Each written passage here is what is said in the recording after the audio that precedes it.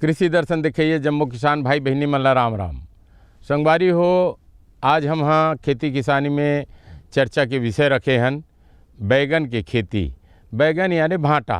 हमारे छत्तीसगढ़ में कई किस्म के भांटा होते। करीबन ये समझ लो कि गोलिंदा भांटा अलग होते, सफ़ेद भांटा अलग होते, सिंघी भांटा अलग होते, कल्याणी भांटा अलग होते। कल्याणी भांटा में भी कई ठन किस्म हैं और आपके सिंघी भांटा में कई ठन किस्म है, गोलिंदा भांटा में है, सफ़ेद भांटा में है। यानी सबसे ज़्यादा किस्म अगर कोनो भी सब्जी में है तो बैगन में है संगवारी हो। तो बैगन के सब्जी है एक तरह से राजा सब्जी माने जाते। कोई भी चीज़ में हो, कोई भी सब्जी में हो, आलू में हो या कोनो भी में हो, उनमें मिला के रांध लो तो बैगन है एक राजा सब्जी के रूप में जाने जाते और बहुत स्वास्थ्यवर्धक और अच्छा सब्जी माने जाते। तो सबसे पहली बात हाथ है कि होनहार बिरवान के होत है चिकने पात, यानी नर्सरी तैयार करना, यानी एक छोटे से पौधा तैयार करना। तो पौधा जब तैयार करना है नर्सरी में तो वही नर्सरी के पौधा फिर जा करके आगे फल दी। तो नर्सरी में बहुत अकन बात के ध्यान रखना चाहिए। कोनो प्रकार के उनमें फंगस, वायरस, रोग राई, कीड़ा मकोड़ा नहीं लगना चाहिए। बहुत अच्छा ढंग से नर्सरी ला तैयार करना चाहिए जेकर से पौधा स्वस्थ रहे और आगे चल के वो एक अच्छा फल दे।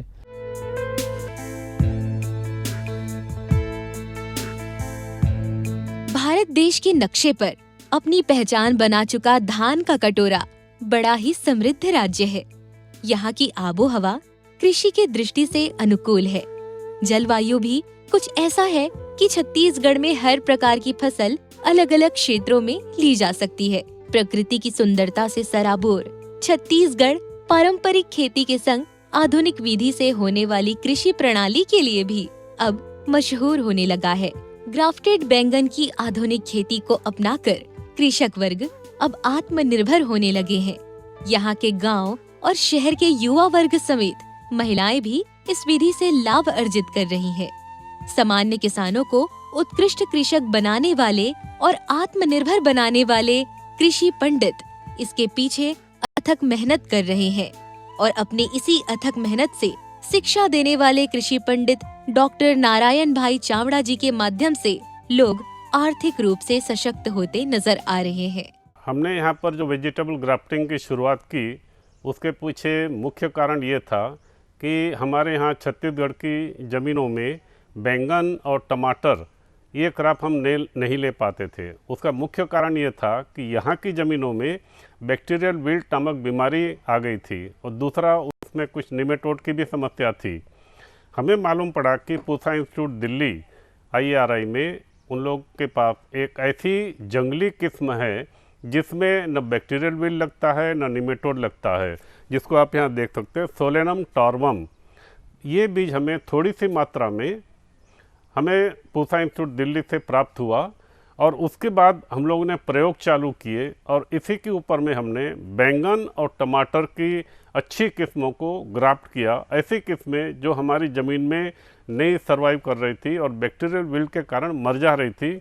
लेकिन जब हमने सोलेनम टॉर्वम के ऊपर में ग्राफ्टिंग की तो हमने बैंगन और टमाटर की भरपूर फसल ली।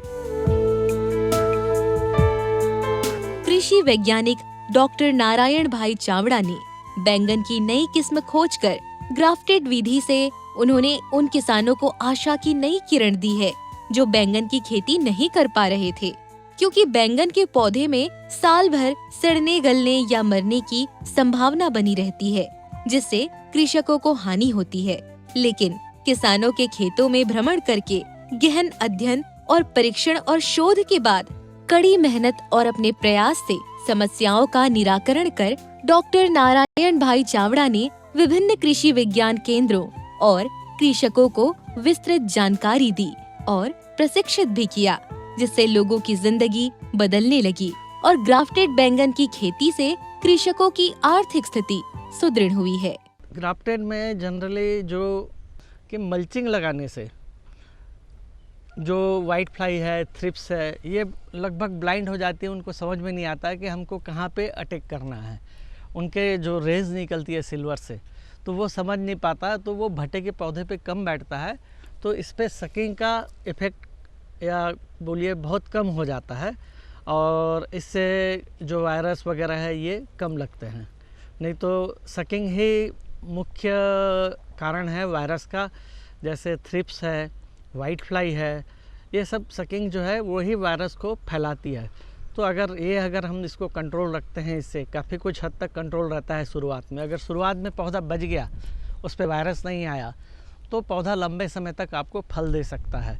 तो इसलिए सिल्वर मल्चिंग भी लगाना बहुत ज़रूरी है। कई प्रदेशों में सब्जियों में विभिन्न तकनीकों को अपनाकर अच्छा उत्पादन लिया जा रहा है। अब छत्तीसगढ़ में भी ऐसी क्रांति सब्जियों की खेती में होने लगी है और ग्राफ्टेड विधि अपनाने से किसानों को पहले की अपेक्षा 4 गुना अधिक लाभ मिलने लगा है। किसान भाइयों, ग्राफ्टेड पौधे बीमारियों से लड़ने में सक्षम होते हैं और बैंगन का पौधा तो बीमारियों के प्रति सहनशील होता है। जड़ से होने वाली बीमारी इन पौधों में बहुत कम होती है या कहे नहीं के बराबर होती है। ग्राफ्टेड पौधे में साधारण पौधे की तुलना में बहुत ही कम रोग लगते हैं, जिससे कृषकों को रोगों को नियंत्रित करने में कम लागत आती है। इन तमाम लाभों से डॉक्टर नारायण भाई चावड़ा ने कृषकों को अवगत कराया ताकि वे लाभान्वित हों, जिससे छत्तीसगढ़ की माटी में आधुनिकता से भी सब्जियां उपजे। ग्राफ्टेड भाटा उस तकनीक का नाम है जिसमें हम नीचे का जो पेड़ रहता है वो अलग रहता है जो जड़ बनाता है, और ऊपर का पेड़ अलग रहता है जो कि फल देता है। और ये दोनों वैरायटी अलग रहती है जिसको आपस में मिलाया जाता है, कट करके उसको ग्राफ्ट किया जाता है, जोड़ा जाता है, ताकि हमें ऊपर कमर्शियल वैरायटी जिसका दिखने में, उत्पादन में अच्छा हो, उसका भी लाभ उठा सके, और ज़मीन से संबंधित जो हमारी बीमारियां हैं उससे भी हमें बच सके। तो उस तरीके से 2 पेड़ को मिला करके ग्राफ्टेड ब्रिंजल को तैयार किया जाता है, जिसमें कि ऊपर वाली कमर्शियल वैरायटी रहती है, अलग अलग कंपनी की हो सकती है, और नीचे वीएनआर के द्वारा डेवलप किया हुआ है रूट स्टॉक है, जो कि स्पेशली विल्ट और मरण रोग से हमें बचा सके, उस तरीके से वो तैयार किया गया है। जी, पहले तो नॉर्मल वैरायटी हम लगाया करते थे, जिसमें हमारी खेत बहुत पुराने होने के कारण मरण रोग बहुत आता था। विल्ट जो बोलते हैं, बैक्टीरियल और फाइटोप्थोरा विल्ट बहुत आता था। पर ये डॉक्टर नारायण चावड़ा जी के इजाद किया गया हुआ ग्राफ्टेड बैगन का पौधा है। इसमें यह फ़ायदा मिलता है कि इसमें मरण की समस्या बहुत हद तक कम हो जाती है। हमारे मतलब आज ये 40 से 50 साल पुराने खेत हैं, पर उसमें आज भी हम बैगन की खेती सिर्फ इसीलिए कर पा रहे हैं क्योंकि यह ग्राफ्टेड बैगन है, और ये लगभग हम 4 से 5 साल से करते आ रहे हैं, और हमें अभी तक तो मरने की शिकायत नहीं आई है, जो कि पहले हमें आती थी जो हम नॉन ग्राफ्टेड में करते थे। और इसमें थोड़ा बहुत उत्पादन भी हमें अधिक मिलता है, जो कि ग्राफ्ट यूनियन का सिनर्जिक इफेक्ट जो मिलता है कि रूट स्टॉक अच्छा होने के कारण ऊपर सायन के कैरेक्टर्स को भी और अच्छे जेनेटिकली पोटेंशियली को उसको निखारता है, उसको अच्छे से उत्पादन बढ़ाने में मदद करता है। तो इस तरीके से बहुत अच्छा हम उत्पादन ले पा रहे हैं। पहले केवल फलों में अधिक उत्पादन और कम समय में फल लेने के लिए ग्राफ्टेड तकनीक से पौधे तैयार किए जाते थे। अब सब्जियों में भी ये तकनीक अपनाई जा रही है। वर्तमान में कई किसान इस तकनीक के चलते अपनी आय बढ़ा रहे हैं और कई कृषक भाई बहन ग्राफ्टेड पौधे की रोपाई करके भी अच्छी आय प्राप्त कर रहे हैं। किसान भाइयों, ग्राफ्टेड विधि से पौधे की उत्पादकता और गुणवत्ता में भी बेहतरी देखी जा सकती है। प्रेरणा पुंज बने डॉक्टर नारायण भाई चावड़ा ग्राफ्टिंग तकनीक के विषय में बड़ी सहजता से लोगों को जानकारी देते नजर आते हैं।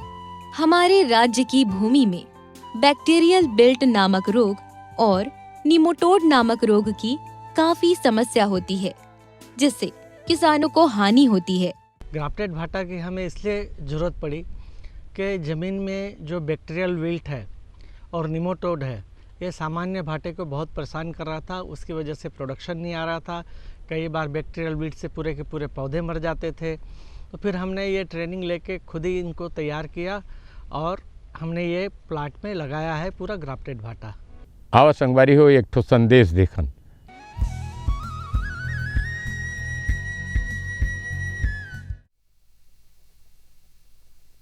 सब्जी में मसाला ज्यादा है। कितनी बार कहा है कि जितनी जरूरत हो बस उतना ही डाला करो। अरे मुझसे तो ऐसा कभी कभार होता है। और तुम जो हमेशा खेत में अनाप शनाप कीटनाशक डालते हो उसका क्या?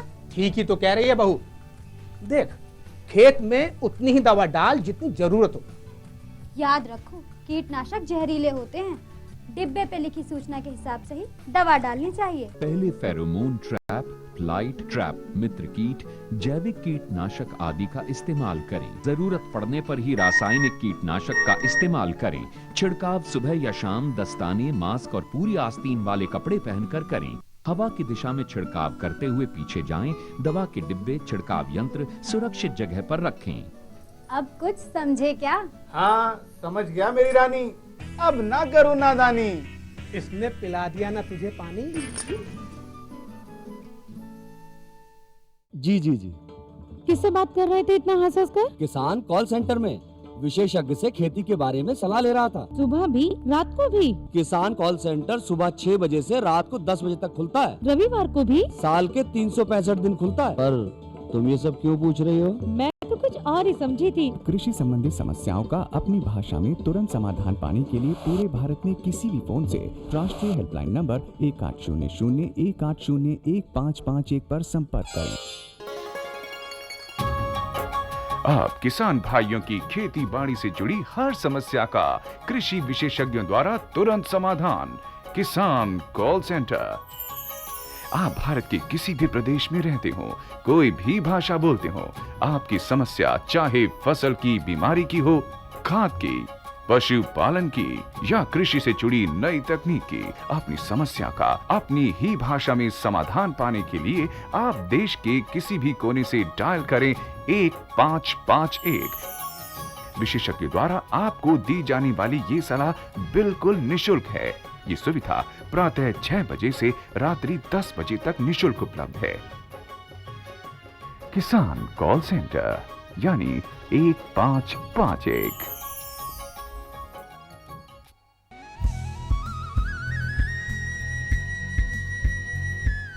किसान भाई चाहे कि वह भूमि की तैयारी कर ले जहाँ बैगन लगाना है। तो आजकल अलग अलग किस्म के आदमी है बैगन के खेती के लिए भूमि तैयारी करते। जैसे मादा में लगाना है तो आजकल मादा तैयार कर लेना चाहिए। मादा जब तैयार करें तो अच्छे से जोताई कर ले, गहरा जोताई कर ले, मादा ला बढ़िया तैयार कर ले। और मादा जब तैयार करें तो उसमें जैविक खाद, गोबर खाद, कंपोस्ट खाद मिला दें। और ओकर बाद मादल तैयार करे के बाद आजकल एक नया विधि आया है जो बहुत अच्छा विधि है। उमें एक तरह से मल्चिंग सीट लगा दें। जैसे कि मैं बैठे हूँ तो ये मल्चिंग सीट है। तो ये मल्चिंग सीट लगाए से उमें खरपतवार से बचत हो जाते। खरपतवार नहीं जामे, केवल पौधा भर जामते। काबर आजू बाजू जामे के वाला सुविधा नहीं है पौधा मतलब बन कचरा ला। तो ये कर से आप ला निंदाई कोड़ाई से बचत हो जाते, मजदूरी से बचत हो जाते। किसान भाइयों, ग्राफ्टिंग विधि से तैयार पौधे की रोपाई से पहले कुछ बातों का ध्यान रखा जाना चाहिए। बैंगन के पौधे रोपने से पहले प्रक्षेत्र की तैयारी ऐसी होनी चाहिए कि पौधे से पौधे की दूरी 3 फीट और मांदे से मांदे की दूरी 5 फीट के लगभग होनी चाहिए, जिससे जल निकासी बेहतर हो पाती है। इस बात का पूरा ख्याल रखा जाना चाहिए कि पौधे के रोपण के समय ग्राफ्टिंग ज्वाइंट मिट्टी के संपर्क में न आ पाए। बैगन की खेती करने के लिए आपको पहले ज़मीन की अच्छे से जुताई करनी पड़ेगी। 2 बार प्लाव मारिए, उसके बाद इसको कल्टीवेटर या रोटोवेटर के थ्रू इसको मिट्टी को बारीक कीजिए।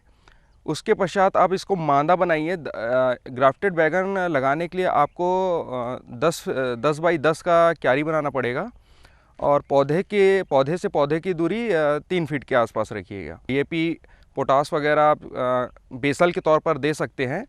और उसके पश्चात आप मांदा को ढकने के बाद उसके बाद मल्चिंग बिछाइए। उसमें मल्चिंग शीट का इसमें बहुत बड़ा योगदान है।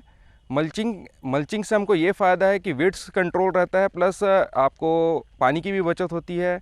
ड्रिप इरिगेशन में बहुत लाभदायक है। इसमें ड्रिप लाइन बिछाने के पश्चात आप मल्चिंग बिछाइए। मल्चिंग के बिछाने के पश्चात आप उसमें 3 फीट की दूरी में उसको आप छेद करिए और भाटे की जो नर्सरी है उसको ग्राफ्टेड बैगन की जो नर्सरी है वो 3 बाई 3 पे उसमें रहता है। 10 बाय 10 में मांदा की दूरी है, पौधे से पौधे की दूरी 3 फीट में रहेगी। ग्राफ्टेड बैगन में खासियत यह है कि ये विल्ट रेजिस्टेंट वैरायटी है, इसमें मरने का शिकायत नहीं आता है और इसमें आप अदर नॉर्मल बैगन के अपेक्षा आप ग्राफ्टेड बैगन में प्रोडक्शन भी ज़्यादा ले सकते हैं। अंदर में ड्रिप इरिगेशन लगा दें, जिला टपक विधि की थन, तो जतका पानी देना है उतके पानी पौधा में जाही और पौधा में पानी के साथ साथ खाद भी घुलनशील खाद है घलो पौधा ला मिली। तो एकर से का होते कि मजदूरी बच जथे और पानी बहुत कीमती है आजकल, तो पानी के सही उपयोग होते। और देखा थन कि जब पौधा बड़े बाढ़ जथे तो बम्बू गड़िया देना चाहिए और वाला तार से बांध देना चाहिए, तो पौधा ला सहारा मिला। पौधा रोपित करने के तुरंत बाद ही पौधे को पानी देना चाहिए। सिंचाई के लिए ड्रिप इरिगेशन या टपक विधि का इस्तेमाल किया जाना चाहिए। इसमें किसानों को मल्चिंग शीट का प्रयोग किया जाना चाहिए ताकि पैदावार बेहतर हो। मल्चिंग शीट अवांछित पौधे को उगने से रोकती है, तो वहीं तापमान भी नियंत्रित करती है। यदि पौधे के जड़ों के आसपास घास फूस आए तो उन्हें हटाना चाहिए और पौधे को धागे या लकड़ी की सहायता से तब तक सहारा दिया जाना चाहिए जब तक कि पौधा परिपक्व न हो जाए। इसके जल प्रबंधन के बारे में बात करें तो हमने इसमें ड्रिप सिंचाई का उपयोग किया है, साथ में मल्चिंग का भी किया है। ड्रिप सिंचाई और मल्चिंग दोनों ही बहुत महत्वपूर्ण है अगर आप ग्राफ्टिंग ब्रिंजल लगाना चाह रहे हैं, क्योंकि इसमें जो यूनियन रहता है वहाँ पे जो मरण रोग के जीवाणु रहते हैं वो आके ना लग जाए, तो इसके लिए मल्चिंग हम बहुत ज़्यादा ज़रूरी है इस फसल में, ताकि मिट्टी जो है वो यूनियन में आके बार बार ना चिपके और वहाँ से आपकी बीमारी ना एंटर कर जाए।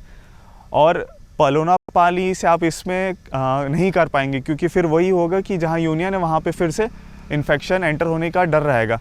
तो इस कारण ड्रिप सिंचाई बहुत ज़्यादा ज़रूरी है। उससे ज़्यादा ज़रूरी मल्चिंग है। अगर इसको बरसात की तरफ आप टीपी कर रहे हैं तो पानी बहुत तेज़ गिरता है और वो पानी के छींटों से मिट्टी आपके यूनियन तक पहुंचने का डर रहता है, जिससे बीमारी पेड़ में पहुंच सकती है।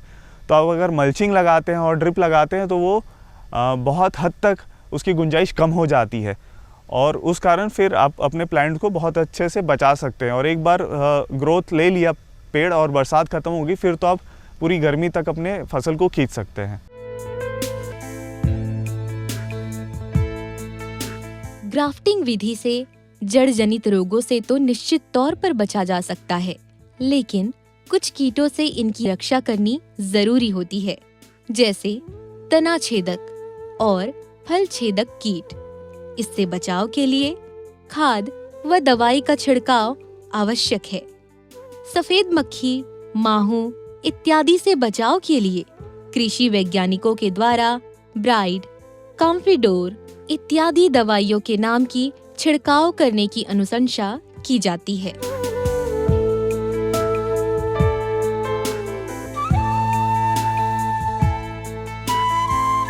ग्राफ्टेड विधि का प्रयोग फलों और फूलों में ज्यादा देखने को मिलता है। वेजिटेबल ग्राफ्टिंग की जानकारी बांटने वाले कृषि वैज्ञानिक नारायण भाई चावड़ा ने छत्तीसगढ़ के किसानों को एक नई सौगात दी है।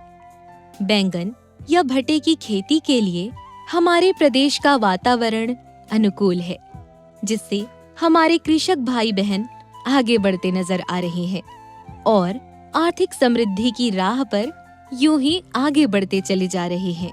इसकी खेती में खाद के प्रयोग के लिए कृषि वैज्ञानिक या अनुभवी कृषकों से चर्चा करके की जा सकती है। क्षेत्र की मिट्टी, उसी के आधार पर खाद डाला जाना चाहिए।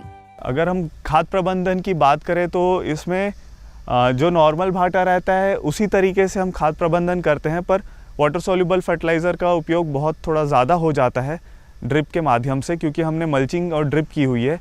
बेसल में इसमें अवॉइड करते हैं कि गोबर खाद को छोड़ के और कोई रासायनिक खाद हम ज़मीन से यूज़ करें, क्योंकि इसका रूट स्टॉक थोड़ा सा सेंसिटिव रहता है। खाद क्योंकि ये जंगली वैरायटी है, जो नीचे की है वाइल्ड स्पीशीज़ ब्रिंजॉल लिया गया है, तो वो जंगली वैरायटी है, तो उसको खाद की बहुत ज़्यादा आदत नहीं है। खासकर जो बेसल खाद अपन जो अधिक मात्रा में डाल देते हैं, तो उसको बेसल जैसे DAP हो गया, SSP अपन जो डालते थे वो नहीं करना चाहिए इसमें।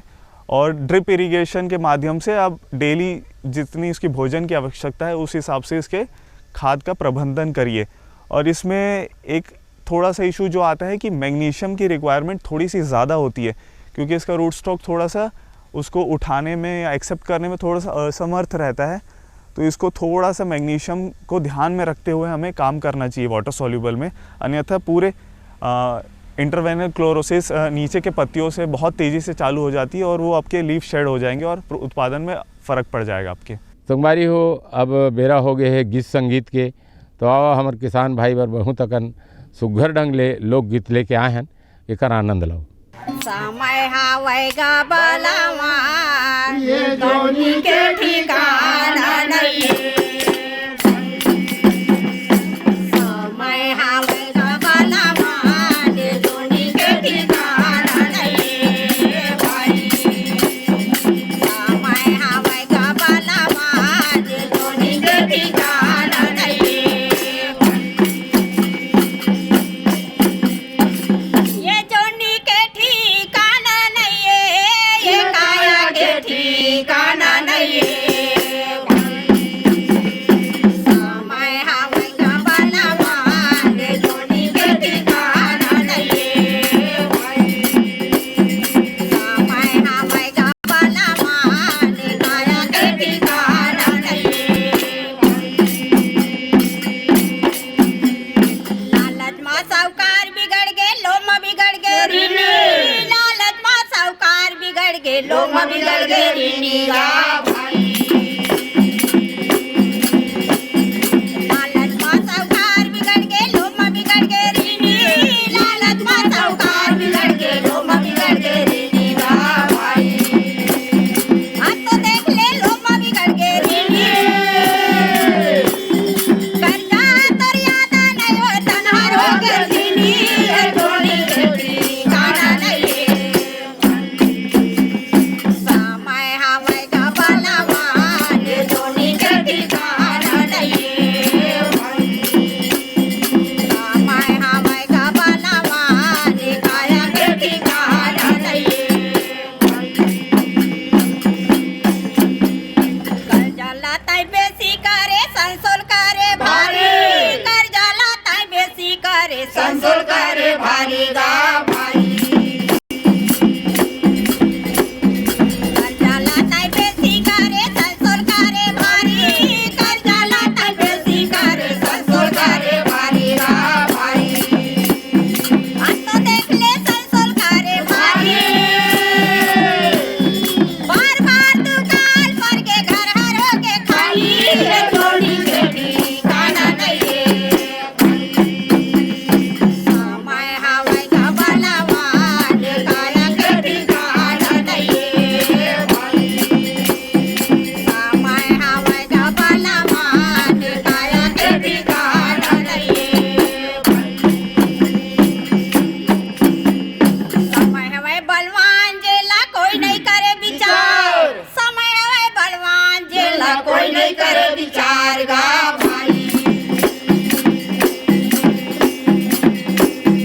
समय हवे बलवान जेला कोई नहीं करे विचार, समय हवे बलवान जेला कोई नहीं करे विचार गा भाई, अब तो देख ले कोई नहीं करे विचार, एक समय तरी ऐसे आई जैसे तीन गुलाल रे बाल, ये धोनी के ठिकाना नहीं है।